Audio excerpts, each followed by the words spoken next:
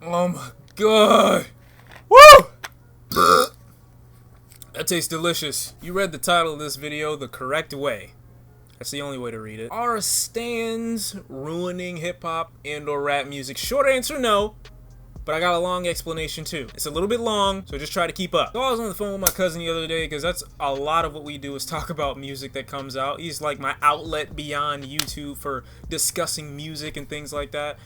Everybody always thinks that I'm just this person that when I get off YouTube, that's all I talk about is music. And this is why I made this channel, because I never do talk about music. I don't talk about music to any of the people that I know. We do other things other than music. Things non-music related. So we were having a conversation, and he brought up an interesting point about how stans are affecting the way we view artists in hip-hop and rap music and the culture in general when it comes to even pop music or R&B music. It's like sometimes when you're standing someone or we notice their stans a particular artist, it's as if these people can do no wrong. And here's like the correlation that I kind of wanted to provide or present to people about why being a stan of someone or something can be so detrimental, not only to their music, but to their career and their personal lives as well. Essentially, when you stan someone, you are saying that everything they do, say, perform, or do in the industry, you're automatically okay with. That's essentially what a stan is, a lack of objectivity when it comes to listening to your favorite artist, okay? That's exactly what a stan is. Eminem came up with the term, don't blame me. So when you understand what a stan is, you kind of get this concept in your mind of saying, okay, how do I avoid being a stan? And it's difficult when you're enjoying someone's music to such a high degree. You're always asking yourself that question, am I standing, aka what a lot of people would say dick riding nowadays, or am I just a regular casual fan of this artist's music? Kendrick Lamar, for example, right? He recently had an interview, I believe, where he ranks his best albums. And there were a lot of people hitting me up on Twitter saying, hey, you were wrong for your best albums video. And I'm like, how? Well, Kendrick said this. And I was like, okay. I gave them the Jay-Z from The Story of OJ, okay. I was like, okay. What impact does Kendrick's opinion of the albums that he's created have on my opinion of the albums that he's created? Why are we allowing artists to rank their own albums? That's like, again, and I've quoted myself before, I always make these amazing statements on Twitter. Follow me if you're not. Why do we allow artists to make such bold statements about their music as if what they say is scripture and we immediately have to go with it? Kendrick Lamar says Damn is his most popular, or the one that he thinks is his best album, right? Okay, and that's fine. Kendrick Lamar is, of course, entitled to Kendrick Lamar's opinion. He's made the albums. I'm pretty sure he has a say-so in what he feels is the best. But people were trying to tell me to change my opinion based on what the artist who created the material said. People legitimately hit me in the DM saying, if you're a real Kendrick Lamar fan, you'll accept his opinion as fact. Why would I allow an artist to give me his opinion on the album he feels is his best work? First of all, if he just made the damn album, why would he rank it anything less than #1? He's just going on tour for it finally. Like, why wouldn't you popularize this album as your best one? Even in my opinion, I don't think it is. I think it's a really good album, but I don't think it's his best work. Oh my god, this is so good. I swear.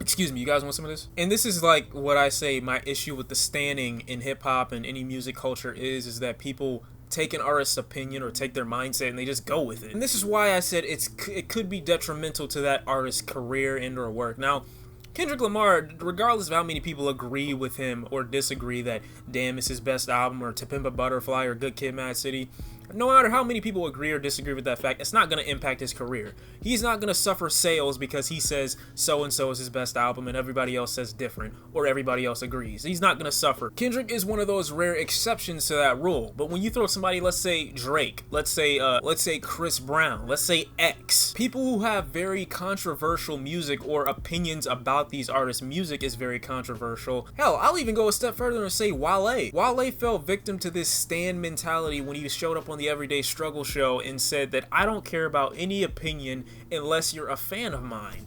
That is the dumbest thing I've ever heard in my life, meaning that I'm not going to take your opinion seriously unless you're a fan of my music. Essentially saying, if you don't agree with everything I do in my music, you don't have a valid opinion. How do you grow if you never accept any criticism? That's essentially what a stan is. Like I said, again, it's a person who lacks that objectivity when it comes to listening to their favorite artist. Nowadays, people jump ship too. Like, they're not even stans dedicated. You know, they're not even dedicated stans of the same artist for a really long time. They're like a Drake stan for like 2 weeks, and then next week they're a J. Cole stan, and the week after that they're a Vince Staples stan. There's no consistency with a lot of these people that make these arguments for certain artists. Well, another reason why I said this could be dangerous and could affect the artist's personal life is because look at Chris Brown's situation. This dude literally has fans that defend him beating Rihanna.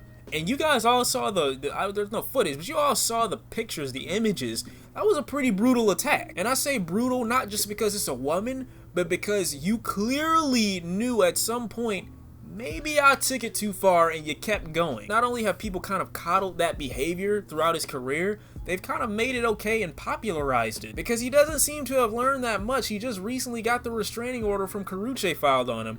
Although I think Karrueche was reaching on that one because why now? It's not like you guys are together anymore. I'm telling you, this is the best soda in the world. Dangerous again for Drake's career when the ghostwriting allegations came up and people were instantly in his aid. Now, I'm with those people to a degree. I don't mind if you have a ghostwriter. I think you're not a great artist. I wouldn't consider you a good MC because you're not writing your own lyrics. You have nothing but tons and tons of reference tracks. So you essentially are stealing someone else's cadence and or flow when you're rapping on a lot of these songs that you consider and your fans consider your own. But that doesn't mean that I'm gonna just turn my head at the music you make because I know that it's not 100% authentic or it doesn't all come from you. But again, that brings in the objectivity factor because people will undermine that point. They will say, hey, I don't care about what you're talking about. Drake, no.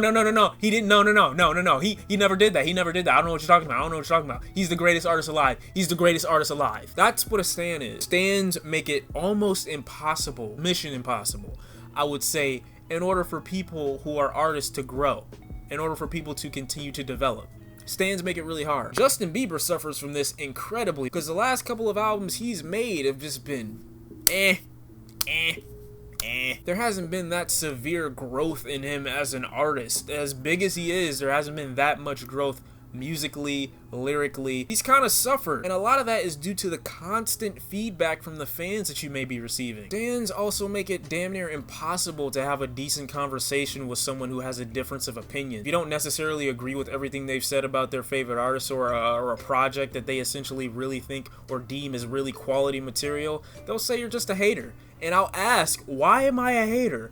You're just a hater, bro. That's all you're doing. You're just hating. That's not a good argument. I need you to actually use your brain and come up with a decent counter for what I've just said. If you're gonna say that I don't know what I'm talking about, if you're gonna say that you didn't listen to the music right, if you're gonna say you just don't like this artist, I need you to provide a fact behind that accusation. You ever look at someone who called you a hater of somebody's music and you're just like, how? Like, I went out of my way to compliment this guy on the things that he does well, but I'm not gonna hold back on my critique either. But all of a sudden, I'm a hater. The second stans hear something about an artist that they don't like, they go into overdrive with the hater word, okay? That's a really strong word. Being called a hater in the music community is almost equivalent to being called the N-word. So use that word carefully next time you want to call somebody a hater because you're racist. Another thing that stans love doing is making sure you understood the point of an album before you say you dislike it. Now, if you like the album, they're not going to question you at all. Oh my god, yeah, you better like that album. Yeah, that's what I thought, boy. But if you don't like it, or you don't like it all the way through at the very least, like the SZA album that I reviewed not too long ago, I had some critiques for that one. I didn't get negative feedback at all in that video, but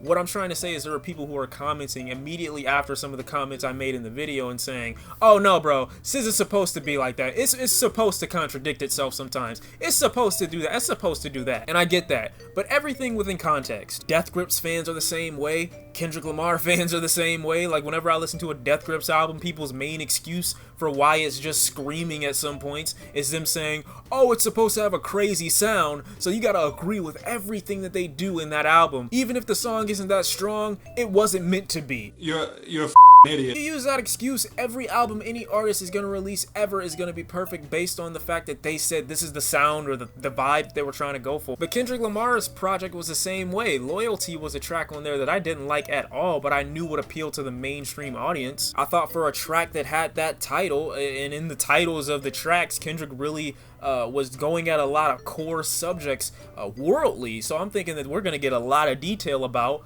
loyalty in Kendrick's life, and we didn't. It was like a wasted track. When I didn't completely like it and I saw people defending it like it was the first Pokeball that spawned on a Super Smash Bros. Melee game, it opened my eyes to the idea that people really just want to use any excuse to allow an artist to slip by. Just because an artist is trying to do something doesn't mean they succeeded at doing that. If Drake releases an album tomorrow saying this whole album is about my beef with US citizens not acknowledging me as the sixth god, and then he gets on an album and starts singing, just because he said the album was supposed to be a diss towards US citizens, that doesn't mean that he succeeded. Yeah, this is what you were trying to do, but this is what you actually did. Hip-hop heads are just as bad as stands sometimes because they don't want to accept anything that is outside of their comfortability. Anything that's just straight rapping, straight boom bap, they're in all support for, but anything that's slightly different than that, they're like, nah fam, get that shit out of my face. There are another group of people that think their opinion is scripture, but I'm gonna save them for a different video entirely because I think hip-hop heads take up a big space in the community that they really shouldn't, to be as old as they are. Closed-minded hip-hop heads, I'll say that, because there are a lot of good hip-hop heads out there that kind of understand that music, as far as hip-hop and rap is concerned, is taking an evolutionary turn, or at least evolving in some way to the point where what they consider or deem scripture is no longer relevant in today's era. But hey man, it's been Shawn C. Let me know if you think being a stan in today's era is detrimental to hip-hop artists' evolution or growth in the industry, if you think it's detrimental to their personal life, which I believe it is. But if you disagree with me, let me know in the comment section down below. Obviously, we have the power as fans of the genre to control where albums go generally, because when we say something is good or bad, it ends up on the internet like the next day, alright? The minute an album's released, there are opinions flooded all over social media, so we really don't go by how much an artist likes their own music. We go by the general consensus a lot of times, and what goes on in social media is generally the determining factor on how good or bad people view an album. That's another video. I just got topics on topics on topics. It's been Shawn C. Hope you guys enjoyed the video. Like I said, do yourself a favor and get some Vernus. It's the best thing you've ever done in your life, I guarantee. It's been Shawn C. This is the third time I said that shit. Thanks for watching. I'll see you next time. Peace.